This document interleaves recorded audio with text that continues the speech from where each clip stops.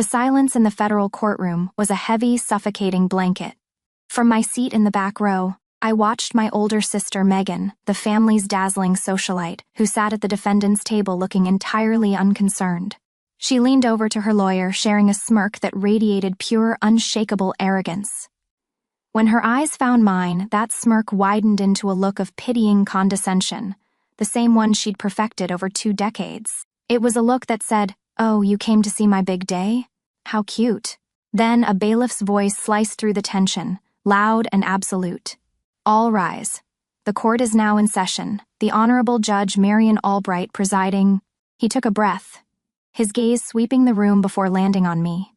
"The official observer from the Department of Defense is present, announcing Brigadier General Olivia Carter, United States Army." The title hung in the air, a shockwave of sound. I saw Megan's smile not just vanish, it was ripped from her face, replaced by a mask of slack-jawed, bone-deep horror. Her entire reality seemed to crumble in that single, shattering moment. The woman who built her life on perception was just confronted by an irrefutable fact. That moment was seeded 3 years earlier, at a loud family dinner celebrating Megan's latest triumph. She had landed a huge client, and the praise was flowing. I was home on a rare leave from what they all believed was a dead-end administrative job, a story I never corrected. When I tried to offer a simple congratulations, Megan just waved a dismissive hand. "Oh, thanks, Jess. It's complicated. A lot of high-level networking, you know, not exactly sorting paperwork in some government basement." My father, a man who measured his children's worth in public achievements, chuckled from the head of the table. "Let her have this, Olivia. Megan's out there making a name for herself. We can't all be superstars." I felt a familiar coldness settle in my stomach. The sting was made sharper because sitting right there was Colonel Evans, a family friend and my secret mentor, who knew I commanded operations they couldn't even imagine. He gave me a brief, frustrated glance, a silent acknowledgement of the farce. But it was Megan who delivered the final practice line, the one that had defined me for years. "I'm just glad you found something safe after you washed out of basic training. No shame in it." Megan's lie about me failing basic training had become family gospel, a convenient story to explain why I was the quiet disappointment. She had no idea that her lie, spoken before Colonel Evans, had just set a time bomb. To understand the reckoning that was now unfolding in that federal courtroom, you have to understand the 2 lives they forced me to live. To my family, I lived in a world of black and white, a world of failure. My narrative was written for me, authored primarily by my older sister Megan, the family's dazzling socialite and supposed business prodigy. Her life was a perfectly curated feed of success, each post a testament to her brilliance. There she was, closing a deal on a yacht, her smile as bright as the flash of the camera, #girlboss. At family gatherings, the conversation orbited around her, a planet of parental pride circling its sun. My accomplishments, the ones I could share, were met with polite, vacant smiles. They were footnotes in the grand story of Megan's rise. My parents were ghostwriters for this story. My mother, Eleanor, a woman who only saw success through a social lens, would clasp her hands and listen to Megan's stories with rapt attention. My father, Robert, a man who believed the only service that mattered was a corner office, would beam with pride. They would turn to me, their gazes softening with a familiar pity, and ask, "So, Olivia, are the government benefits any good?" It wasn't a question. It was a confirmation of my place in the family hierarchy, stable, small, and utterly unremarkable. The internal ledger would click. This was the same tone they used when I was a teenager asking for a new laptop for school, while Megan got a car for her 16th birthday. "Money is tight," they'd said then. It always was for me. The foundation of my failure was a lie they all readily accepted. The lie that I had failed basic training. It took root years ago when I came home from a brutal classified selection course. I was a wreck, ribs taped so tightly it hurt to breathe, a hairline fracture in my wrist I couldn't explain, and a deep, soul-crushing exhaustion. The truth was locked behind a non-disclosure agreement thicker than a phone book, a vow of silence I could never break. So, when Megan offered her own theory, whispered with a tone of feigned sympathy for all to hear, they seized it. "She just couldn't hack it," she'd said, shaking her head sadly. "It's okay, not everyone is cut out for it." They believed her, instantly. There was no questioning, no concern, just a quiet acceptance. Because it was easier. A daughter who tried and failed was a narrative that fit their worldview far better than a daughter who disappeared into a world they couldn't possibly comprehend. They needed me to be the failure so Megan could be the star, and so, for their comfort, I let the lie become my shield. It was the perfect cover for a life they could never know about, a life of immense consequence lived entirely in the shadows they had cast for me. My reality wasn't a government basement, it was a place they didn't know existed. The paperwork they imagined me sorting was, in fact, highly classified signals intelligence and satellite reconnaissance data. The office was a sensitive compartmented information facility, or SCIF, a sterile, windowless vault where the air hummed with the sound of servers and encrypted communication lines. Here, I wasn't the quiet disappointment. Here, I was the authority. I would stand before a wall of screens, pointing out anomalies to senior officials that could alter global events. The discrepancy isn't in their logistics chain, I'd explain, my voice steady and clear. It's in the shell corporations they're using for material procurement. The fund transfers are masked, but the metadata tells the story. My recommendations carried immense weight. We're flagging it for a deep audit protocol under Statute 18, Section 371, I would state, not as a suggestion but as a course of action. In that room, my words had the power to launch investigations, to freeze millions of dollars in assets, to dismantle entire criminal enterprises that threatened national security. I was respected not for my social graces or my last name, but for my mind. My ability to see patterns where others saw chaos was my currency, and in that world, I was incredibly wealthy. It was a world of quiet, intense pressure, where a single analytical error could have catastrophic consequences. And I thrived in it. The architect of this secret life was a man my family knew only as a family friend. Colonel Evans, now General Evans, was the head of the Army's Strategic Oversight Command. He was a grizzled, no-nonsense man who didn't see me as Robert's quiet daughter. He saw an analyst. When I was just a lieutenant, he'd reviewed one of my reports on a developing situation and had pulled me aside. He saw past the quiet exterior and recognized the sharp, analytical mind I had worked so hard to hide from my family. He became my staunchest advocate, my mentor, pushing me into programs and positions my family would never believe I was qualified for. I remember briefing him on the procurement fraud case, the very one that would eventually lead me to that courtroom. I had spent weeks untangling a web of deceit that was siphoning millions from a defense contract. After I finished laying out the entire network of corruption, General Evans was silent for a long moment, his eyes fixed on the network diagram I'd created. He looked at me, not with the pity of my father, but with a profound, professional respect. He tapped the screen, right on the central node of the network. "That's the ballgame," he said, his voice a low rumble. "Good work, Carter. I'll take it to the Joint Committee." For a decade, I built my career in the shadows, letting them have their narrative. I thought keeping my world separate was about protecting national security, but after that dinner, I realized it was also about protecting their comfort. The problem was, my sister's ambition was about to make her cross from her world into mine. And in my world, the rules are unforgiving. It arrived on a Tuesday morning, tucked into a stack of routine interagency briefs that were my standard reading. The memo was from the Department of Justice, bearing their official seal. The subject line was nondescript, request for DOD liaison, corporate fraud investigation. I scanned the preliminary findings, the technical language of financial crimes, the dry details of shell corporations and falsified invoices, all familiar territory. Then, my eyes landed on a name listed under primary defendant, and the air in my quiet office seemed to thin and grow cold. Megan Carter. My finger traced the letters of her name on the page, Megan. It looked so out of place, a name from my other life, now stamped in stark black ink onto a document in this one. There was no surge of anger, no satisfying flash of vengeful fire I might have expected. Instead, a profound and chilling calm washed over me. It was the quiet hum of a complex machine locking into place, the feeling of a dozen scattered data points suddenly forming a clear, undeniable pattern. This was the intersection I never sought, but one I was uniquely qualified to handle. I thought about recusing myself. It would have been the easy path, the one that avoided the collision of my two worlds. I could pass the file to another officer and wash my hands of it. But as I sat there, the weight of 1,000 dismissive comments, of a decade spent in the shadow of her lies, settled on me not as anger, but as a purpose. Revenge would be emotional and messy. This was an opportunity for something cleaner. It was a chance for a procedural checkmate. My duty was the Department of Defense, whose trust and resources had been compromised, and I decided, in that moment, to perform my duty with absolute professionalism. The fact that my presence would reveal the truth to my family was simply an unavoidable and fitting consequence. I walked into General Evans' office and placed the file on his desk without a word. He read the summary, his expression unreadable as always. He didn't ask if I could handle it. He didn't mention the personal connection. He just looked up at me, his eyes holding no surprise, only resolve. "The department requires our best observer on this," he stated simply.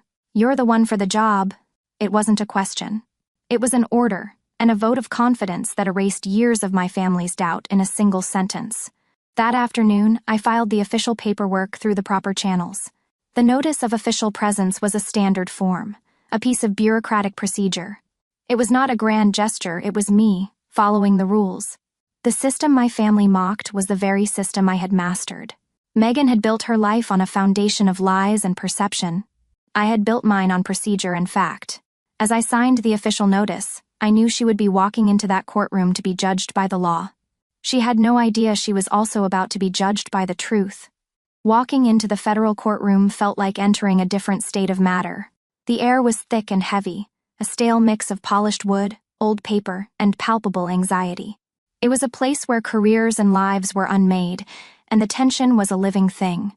And there they were, seated in the front row of the gallery as if holding court themselves. My family. My father, Robert, had his jaw set in a look of defiant worry, a man unaccustomed to his family name being associated with failure of any kind. Beside him, my mother, Eleanor, clutched her expensive purse like a life raft, her expression a tight mask of social terror. They were there for Megan, their brilliant, shining star, who had surely been caught in some terrible misunderstanding.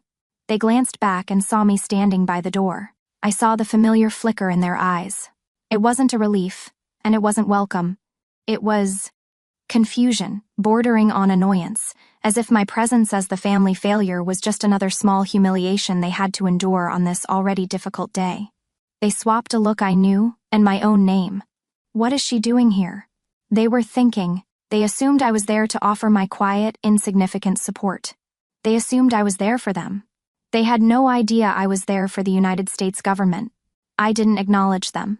To do so would have been a lie, a final performance in a play I was no longer a part of. Instead, I walked down the side aisle, my boots making no sound on the worn carpet.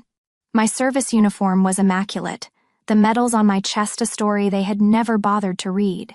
My posture was perfect, not out of arrogance, but out of a decade of discipline they had dismissed as a pointless hobby. I took my designated seat in the area reserved for official counsel and observers, a seat that put me several rows behind my family, but directly in the sightline of the judge's bench. The low murmur of the room began to die down as the bailiff moved to the front. From the defendant's table, Megan caught my eye one last time. She gave me that smile, the one I knew so well, the one reserved for the hired help and disappointing little sisters. It was a final, parting gift of condescension. Then the bailiff's voice boomed, and the world shifted on its axis. "All rise." A shuffle of feet, a rustle of clothing, and then a profound silence. The bailiff cleared his throat. "The court is now in session. The Honorable Judge Marion Albright presiding." He paused, picking up a formal notice from his desk. His eyes scanned the room, found me, and he continued with practiced authority. "The official observer from the Department of Defense is present. Announcing Brigadier General Olivia Carter, United States Army." The name hit the air like a physical force. Brigadier General. Not Olivia. Not Jess. A title. A rank. An earthquake that ruptured the very foundation of my family's universe. I saw the prosecuting attorneys, who had been briefed on my attendance, give me a subtle, deferential nod. I saw the judge, a formidable woman with sharp eyes, look directly at me and incline her head in a formal acknowledgement of my position. But my focus, my entire attention, was on the 3 people in the front row who had written my story for me. It was time for them to read the ending. I watched my father, the man who worshipped at the altar of power and status, who believed a man's worth was measured by the title on his business card, go pale. The color drained from his face as if a plug had been pulled, leaving behind a slack-jawed, ashen mask of disbelief. He was a man who understood hierarchy, and in that instant, the hierarchy he had so carefully constructed in his own home was not just upended, it was obliterated. For his entire life he had looked down on me. Now, in a world he couldn't access, I held a rank that demanded his respect. My mother's reaction was pure social horror. Her hand flew to her mouth, a reflexive gesture to stifle the gasp that had escaped her. I could see the frantic calculations behind her eyes, the confusion, the shame. The daughter she had pitied, the one she had apologized for at cocktail parties, was a figure of authority in a federal courtroom. The narrative she had carefully maintained for her friends, for her society, had just been publicly and irrevocably dismantled. She wasn't looking at her daughter, she was looking at a social catastrophe. And Megan, she just froze. The pitying smirk was gone, a ghost of an expression on a face that was now a perfect tableau of shock. She didn't move. She didn't breathe. Her eyes were locked on mine, wide with a dawning, terrifying understanding. It was the face of someone who had built her entire castle on a single solid lie, my failure, and had just watched that foundation turn to dust. Every joke, every condescending comment, every dismissive wave of her hand. All of it was now replaying in her mind, but this time the punchline was her own spectacular public humiliation. As if to seal their fate, Judge Albright spoke, her voice crisp and authoritative. "General Carter," she said, her words echoing in the stunned silence. "The court acknowledges your presence. We appreciate the department's cooperation." The word general was a hammer blow. It was the official stamp on the truth, delivered by an impartial and absolute authority. It was real. It was undeniable. And it broke them. My sister had spent her life trying to make her name known. In the end, it was my name, and the title I had earned in silence, that left the entire room speechless. When the judge called a recess, the tension in the courtroom finally snapped. The silence was replaced by a wave of hushed murmurs and shuffling feet. I stood to leave, and that's when I saw them, making their way toward me through the crowd. My parents. They looked like ghosts from a life I no longer lived. Their faces a pale, horrified mixture of confusion and a dawning, terrible shame. They had the look of people who had just been ejected from their own comfortable reality and found themselves in a cold, foreign land where they didn't know the language. They were utterly lost. My mother reached me first, her hand hovering in the air, as if she wanted to touch my arm but was suddenly afraid to. "Olivia," she began, her voice a reedy, broken whisper. "Olivia, we didn't know."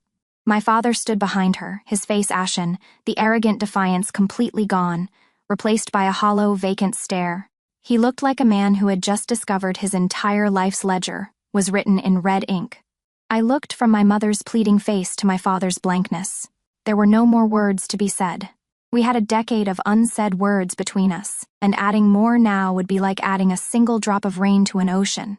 I simply gave them a brief, professional nod, the kind one gives to a stranger in a corridor, and turned away to speak with the lead prosecutor, who was waiting to discuss the next steps. I didn't look back. They were irrelevant to my duty. 6 months later, the world had settled into a new alignment.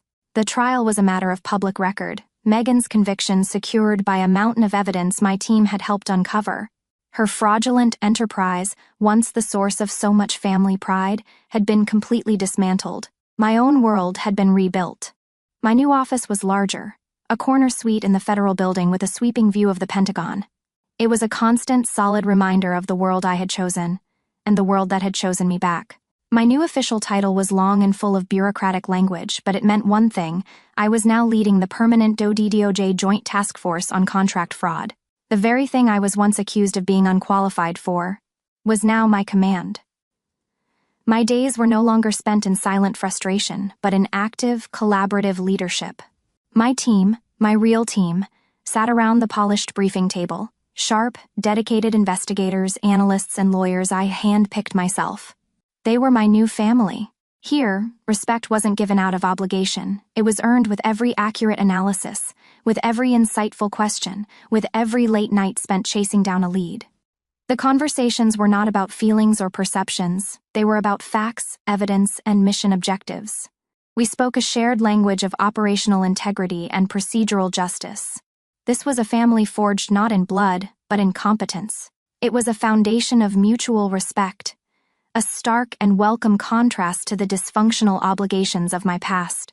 We were in the middle of mapping out a complex new case, the energy in the room focused and intense, when my personal phone buzzed on the edge of the table.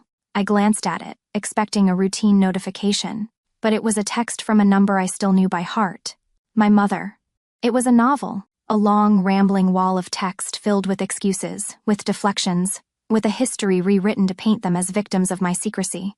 It was a masterpiece of self-pity disguised as an apology, a desperate attempt to reclaim some part of me now that my status was something they could be proud of. It ended with the 5 words that were 20 years too late. "We are so, so proud of you, General." I read the words, and I felt nothing. Not a spark of anger, not a flicker of triumph. Just the quiet, peaceful emptiness of a space that had once been filled with a constant, aching pain. The wound had finally healed over, leaving smooth, solid ground where there had once been a crater. That text message was a ghost, a faint echo from a world that no longer had any power over me. My thumb hovered over the screen, over the last remnants of that old life, over the final, pathetic entry in a ledger that was now closed.